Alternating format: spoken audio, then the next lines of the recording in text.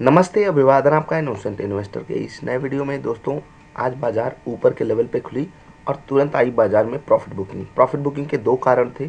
पहला, आरबीआई की मीटिंग थी, तो वहाँ से जो डिकोड लोग कर रहे थे कि हो सकता है आरबीआई कुछ ऐसी बातें कर दे कि वो रेट बढ़ाने जा रहा है, लेकिन आरबीआई ने स्टेटस को रखा सब कुछ, और उसी के कारण नीचे के लेवल पर बाजार ने सपोर्ट लिया और बढ़िया हमको बाइंग देखने को मिली बाजार में। ठीक है।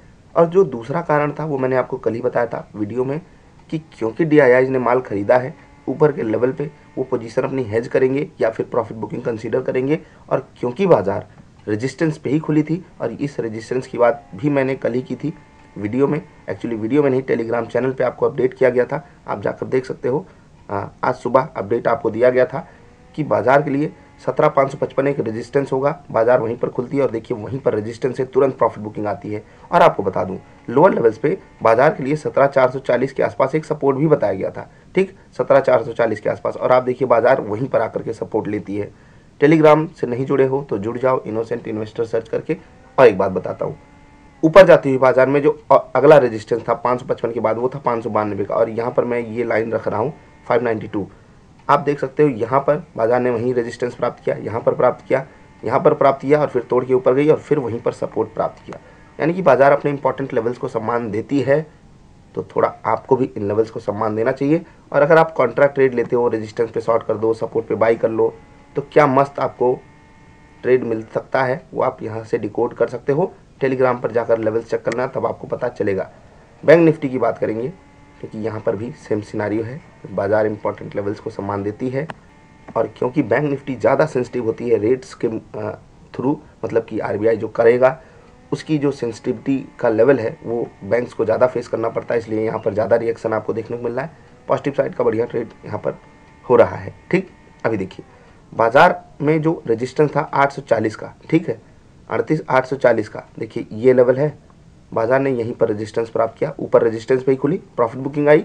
ठीक, यहाँ पर फिर से बाजार रेजिस्टेंस प्राप्त की, इस लेवल को तोड़ करके ऊपर गई। ऊपर भी जाकर के आप जब चेक करोगे ना टेलीग्राम पे, आपको पता चलेगा। और लोअर लेवल्स पे जो 38,500 का लेवल था, ठीक है, वहाँ पर 38,514 आपको ये लेवल बताया गया था। और इस इन कैंडल्स के जब आप लोग को चेक करोगे तो ऑलमोस्ट लगभग वहीं पर सपोर्ट लेता हुआ दिखाई दिया है बैंक निफ्टी। ठीक, तो इंपॉर्टेंट लेवल्स को बाजार सम्मान देगी।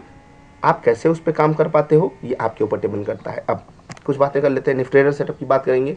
तो सारे टारगेट्स मिल गए बिना किसी दिक्कत के। फ्यूचर्स में तो कोई दिक्कत नहीं थी, ऑप्शंस में भी 3 मिनट पे कोई दिक्कत नहीं थी, 10 मिनट पे कुछ लोगों को दिक्कत आई होगी, कॉस्ट पर एग्जिट मिला होगा अगर आप वेट करते होगे, लेकिन कोई बात नहीं।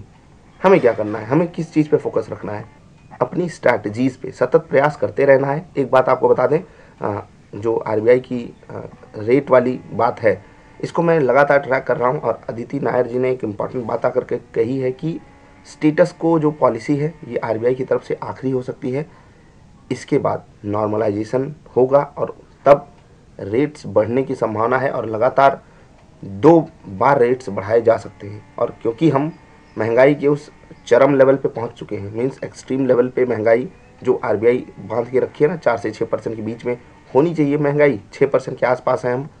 तो भले ही आरबीआई अभी बहुत खुल के बातें नहीं कर रहा है, लेकिन आने वाले समय में रेट्स बढ़ाए जा सकते हैं।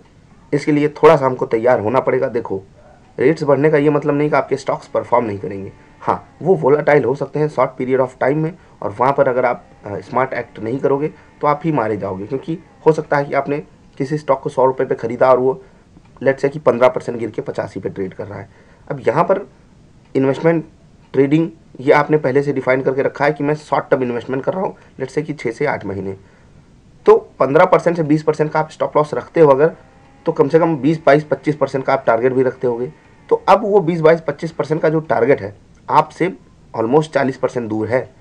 तो इस एंगल से आपको सोचना पड़ेगा कि अगर आप थोड़ा सा लंबे समय वाला ट्रेड ले रहे हो तो वहाँ पर स्टॉप लॉसेस को जो आप पहले से डिफाइन करके रखते हो वो छोटे रखो, तो ज़्यादा बेटर रहेगा अगले 3 से 6 महीने के लिए।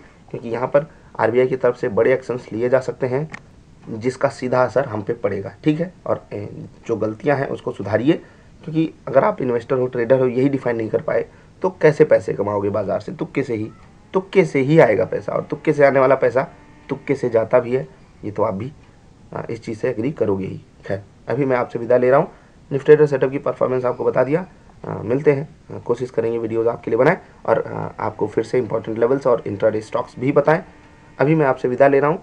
निफ्टी और बैंक निफ्टी के लेवल्स क्या हैं और क्यों इनकी अहमियत है, क्यों बाजार अपने इंपॉर्टेंट लेवल्स को तोड़ने के बाद, ठीक है, अपने इंपॉर्टेंट लेवल को तोड़ने के बाद अचानक से गिर जाती है। देखिए यहाँ से बाजार इतनी तेज़ी से नहीं गिरी जितनी यहाँ से तोड़ करके इस पे गिर रही है। अब इसके पास सपोर्ट कहाँ पर है वो आपको पता है, ठीक, सारी कहानी आप जानते हो। और क्योंकि आप लेवल्स को ट्रैक अगर करते हो तो आपके लिए चीज़ें आसान भी हो जाती होंगी। एक बात याद रखना, सिर्फ लेवल्स से आपका प्रॉफिट नहीं बनेगा, आपको अपना रिस्क पर ट्रेड, रिस्क रिवार्ड रेशियो, ये सब भी डिफाइन करना पड़ेगा और उसके बाद ही आप थोड़े से बेटर लेवल पे जा कर के प्ले कर पाओगे इस खेल को, समझ रहे हैं।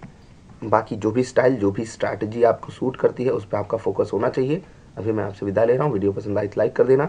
आरबीआई की तरफ से जो बातें कही गई हैं वो चीज़ों को अंडर कंट्रोल रखने के लिए कहा गया है, लेकिन एक चीज़ जो यहाँ से डिकोड की जा सकती है, अदिति जी ने जो बातें कही हैं कि आने वाले समय में रेट हाइक होंगे और उसके लिए हम पहले से तैयार रहें, यानी कि स्टॉप लॉसेस को छोटा रखें और जितना छोटा पॉसिबल हो या जितना बढ़िया वाला रिस्क रिवार्ड वाला ट्रेड मिल रहा हो, जितना बेहतरीन रिस्क रिवार्ड वाला ट्रेड मिल रहा हो, हम केवल उसको पकड़ें। यानी कि ये तो हमेशा से ही कहानी रहती है कि स्टॉक स्पेसिफिक बहुत कम ट्रेड ढूंढो, वो चलेगा, लेकिन गंदे ट्रेड्स में मत फंसो, क्योंकि ये गंदा ट्रेड बहुत कुछ गड़बड़ करके जाता है और उसी पे आपका फोकस होना चाहिए और खासकर अगले 3 से 6 महीने में ज़्यादा होना चाहिए। अभी मैं आपसे विदा ले रहा हूँ, जल्दी मिलेंगे, नमस्कार।